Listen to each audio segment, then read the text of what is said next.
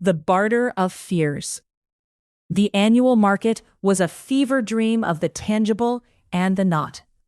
It sprawled across the sun-bleached plains, a labyrinth of canvas stalls that shimmered with heat, and the whisper of impossible transactions. Here, a gnarled farmer traded a decade of his eyesight for a season of rain. A spurned lover bartered the memory of a kiss for a single, perfect pearl. A poet exchanged his voice for a melody that could make stones weep. It was the barter of fears, the market of the soul, and it was the only place where the intangible held more weight than gold. Belinda was 9 years old, with eyes the color of a stormy sea. She navigated the throng with a trembling hand clasped in her mother's. Her mother, Lena, was a practical woman, a weaver of fine linens, who saw the market as a necessary evil, a place to trade her year's surplus of worry for a new loom. But for Belinda, it was a place of wonder and terror. Terror was a constant companion of hers, a cold knot in her stomach that had been there as long as she could remember. It was the shadow under her bed, the creak of the house at night, the dark, fathomless gaze of the forest that bordered their village. It was the fear of the wolf she'd never seen, but whose howl she'd heard. A fear of the deep well in the village square. The fear of being left behind. It was a heavy, wet blanket that smothered her curiosity and kept her voice to a whisper. "Mama, I hate it," she whispered, clutching a stray thread on her mother's sleeve. "I hate the feeling." Lena looked down, her face etched with a weary compassion. "It is a part of you, little one. It keeps you from stepping into the fire." "But what if I could trade it?" Belinda asked, her eyes suddenly alight with a desperate hope. "Like the man who traded his sadness for a song?" Lena's face hardened. "The market takes, Belinda. It doesn't give freely. Sadness was traded, not lost. That man now carries a song that will forever remind him of the sadness he once had. A song of sorrow. Some trades are a cage of another kind." But Belinda wasn't listening. Her gaze had fixed on a stall unlike any other. It was draped in midnight blue velvet, with silver threads that caught the light like captured stars. A sign, written in elegant curling script, read, "Emotions, bought, sold, and appraised. The collector." A man sat within, unnervingly still. He was old, with skin like parchment and eyes that were the color of polished river stones. He wore a suit of deepest black, and his hands, resting on the counter, were long and pale. He was not a trader in goods, he was a connoisseur of feelings. The people in the market gave his stall a wide berth. It smelled of dust and forgotten things. "Mama, please," Belinda begged, pulling on her mother's hand. "Just let me ask, please." A silent conversation passed between them, a flicker of recognition. Lena had once traded a crushing, all-encompassing grief at this very stall. It had been a relief, a weight lifted, but in its place was a hollow, echoing emptiness that had taken years to fill. She knew the price. One question, she finally relented, her voice tight. "And no trades." Belinda scurried forward, her heart hammering against her ribs. The collector's eyes settled on her, and she felt as though he could see past her skin, into the very marrow of her fear. "You have something, little one," he said, his voice a low, resonant hum. "Something exquisite. A fear so pure, so perfectly formed, it is like a dark, polished jewel." He extended a hand, and a single obsidian teardrop of a stone appeared on his velvet palm. It pulsed with a dull inner light. The sight of it made Belinda's own fear spike, a nauseating wave. "How did you do that?" she breathed. "I simply gave it shape," he said. "This is your fear, my dear. It is a magnificent thing. It protects you, yes, but it also binds you. It chains you to a world of what-ifs. Imagine what you could be without it. You could run with the wind. You could climb the tallest tree. You could laugh without a shadow." "You can take it away?" she asked, her voice a thread of hope. "I can give you freedom," he purred, "for a price." "What do you want?" Belinda whispered, her eyes fixed on the pulsing black stone. The collector smiled, a thin, bloodless line. "The fear itself. I will take the stone, and I will replace it with the most profound courage." Belinda felt a dizzying sense of possibility. No more nightmares, no more shaking knees, She could be a hero, like in the stories. She could be brave. Yes, she said, the word escaping before she could think. Take it, please. The collector's eyes gleamed with a cold satisfaction. Hold out your hand. She did. He placed the obsidian stone in her palm. It was surprisingly warm. He placed his long, pale fingers over hers and intoned a single, resonant syllable that vibrated in the air like a struck bell. Belinda felt a wrenching in her chest, a feeling of something being pulled, ripped, and then, nothing. A profound and chilling emptiness. The stone dissolved into a shimmering mist, which the collector breathed in deeply, with a look of pure rapture on his face. Then he placed a new stone in her hand. It was warm and golden, like captured sunlight. This is your courage, he said. It is real. It is yours. Belinda clutched the golden stone. A warmth spread through her, a giddy, reckless confidence. She looked around at the market, at the towering strangers, the cacophony of sounds, and felt nothing. No tremor, no racing heart. She felt invincible. Lena, her face pale, pulled her away. We are done here. The walk home was a blur.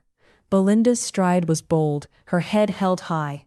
Where she had once cowered behind her mother's skirts, she now walked ahead, pointing at birds of prey and declaring she would one day catch one. For the first time in her life, her voice was loud, ringing with a false, borrowed courage. The feeling lasted a full, glorious week. The change began subtly. She no longer hesitated before jumping from the garden wall. She missed her step and twisted her ankle. Before, she would have been afraid of the fall. Now, she was simply surprised. The lesson, the caution, was absent. The next day, she went to the forest's edge, a place she had never dared explore. The forest had always been a dark, breathing entity in her mind. Now it was just trees. She ventured in, drawn by the sound of a stream. The path grew narrow, the canopy dense. The air grew cool and smelled of damp earth. The wolf she had only ever imagined did not materialize, but she walked right into a patch of stinging nettles, her bold stride carrying her into the bush before she could even think to look where she was stepping. Her legs and arms were covered in angry, itching welts. She didn't feel fear. She just felt pain. It was a raw, unthinking experience, with no internal alarm to help her connect the pain to a lesson, to a future consequence. The worst came at the village well. Before, the sight of the deep, dark hole would have sent her scurrying. She would have felt the vertigo, the primal warning of too close, danger. Now, she didn't feel a thing. She sat on the stone edge, dangling her legs, confident and unafraid. She leaned over to look at her reflection in the water far below. The stones were slick with moss. Her hand slipped. She pitched forward, her mind a blank where instinct should have screamed. Her mother, who had been watching with growing dread from the house, screamed and lunged, grabbing her by the back of her dress just in time. Belinda was hanging over the abyss, staring at her own wide, uncomprehending eyes, feeling nothing but the cold stone against her cheek. And the thrilling, terrifying lack of fear as she was yanked back to safety. That night, the world came crashing down. In the quiet of her room, she put a hand to her chest, where her heart used to race. It was beating, but slowly, placidly. There were no monsters under the bed, and yet, she couldn't sleep. It wasn't fear that kept her awake. It was a new, more terrible feeling, the absence of fear. She realized with a chilling clarity that the golden stone in her hand was a false sun. It gave light, but no warmth. It offered boldness, but not wisdom. The collector hadn't given her courage. He had simply ripped away all her survival instincts and filled the void with a reckless light. Her fear was the very thing that had taught her caution. It was the whisper that told her to look before she leaped, to be wary of the dark, to hold tight to her mother's hand. It wasn't a cage, it was her compass. She ran to her mother, sobbing not from fear, but from a profound, soul-deep loss. "Mama, I made a terrible mistake," she wept. "My fear, it wasn't the enemy, it was what kept me safe. It was my friend." Lena held her daughter, her heart aching with the echo of her own past trade. "The market never gives, my love," she said, stroking her hair. "It only takes and rearranges. You traded your most loyal guardian for a stranger." "Can I get it back?" Belinda pleaded, clutching the golden stone. "Will he trade it?" Lena looked at the pulsing gold stone, then at her daughter's terrified, hollow eyes, and said, "The collector trades in what is, not what was. He has devoured your fear. It is a part of him now." "Then what do I do?" Belinda whispered. Her mother took a deep breath. "You don't go back to the market. You do something far more difficult. You rebuild it. You learn caution again, not from a whisper, but from experience. Your fear is gone, so you will have to build a new wall, one stone of wisdom at a time." And so, Belinda began. She didn't trade the golden stone. She couldn't. It was there, a constant reminder of her folly, a hollow victory. But she started to listen. She listened to her mother's warnings, her heart not racing, but her mind taking careful notes. She saw the sting of the nettles, and remembered. She looked at the well, and felt a new, hard-won respect. She would not go near the edge, not because of an instinctual terror, but because of a conscious choice. She wouldn't run with the wolves, because she had seen their tracks and understood the danger. The year that followed was the hardest of her life. Every moment of bravery was a conscious decision, not a feeling. Every sound in the night was met with rational analysis, not primal panic. The golden stone remained, a source of comfort that offered no real courage, only the memory of its absence.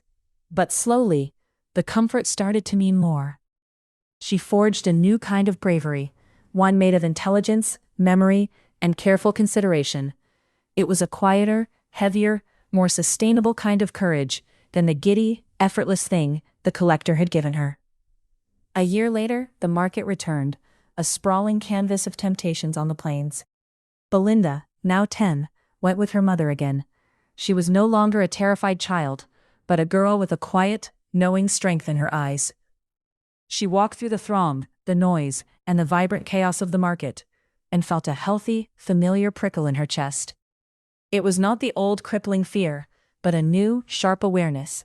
It was a feeling of caution, a last-minute guardian she had painstakingly rebuilt. She passed the collector's stall. He sat in his midnight blue velvet, still as a statue. His eyes found hers. He saw the change in her. He didn't smile. He simply raised a long, pale finger and beckoned her. Belinda walked to the stall. Her mother tensed, but Belinda placed a calming hand on her arm. The collector spoke. "You have come to reclaim what is yours, little one. It has been satisfying. A fine vintage, your fear. I have savored it." "No," Belinda said, her voice clear and steady. "I am not here for the trade." The collector's eyebrows lifted a fraction of an inch. "Oh?" Belinda met his cold, stone-colored eyes. "I came to thank you." A flicker of genuine surprise crossed his ancient face. "Thank me?" "Yes," she said, and she reached into her pocket. She pulled out the golden stone. It had lost its fierce glow, now a soft, warm amber, as if it had been lived in, worn smooth by the friction of her newfound wisdom. "You took my fear, and for that, I was lost. You gave me courage, but it was a lie. It was blind and foolish. It didn't protect me. It was a light that showed me no dangers." She placed the golden stone on his counter. "I built my own fear back, brick by brick. It was hard. It was painful. But now, it's not a shadow. It's a light of its own. A lantern. It shows me the path and the pitfalls. It's a friend I chose to build." The collector stared at the golden stone, its surface now warm with Belinda's experience. It was no longer a pure uniform construct. It was marbled with tiny dark veins, the residual shadows of her rebuilt caution. It was richer, more complex than the simple blazing gem he had given her. It was a masterpiece of resilience. He extended his hand and touched the stone. A jolt went through him. It was not the simple, delicious terror of a child's pure fear. It was a complex, potent mixture of pain, courage, wisdom, and sorrow. It was the unmaking and remaking of a soul. It was more valuable than 10 of the simple fears he usually collected. "You have done the impossible," he murmured, a note of respect in his voice. "I didn't trade with you," Belinda said, taking the stone back. "I made this. It's mine, and I will keep it forever." She turned and walked away, her mother's hand warm and proud in hers. The golden stone was back in her pocket, but she didn't need it anymore. The feeling of her own remade fear, The cool prickle of caution, the clear-eyed courage she had grown herself, was a much greater treasure. It was not a possession, it was her own true heart. She walked out of the Barter of Fears and took back the only thing that had ever truly mattered: the right to be afraid. If you could open a stall at the Barter of Fears, what would you trade, and what would you want in return? If you've ever had to rebuild something inside yourself, confidence, trust, or hope, share your story below.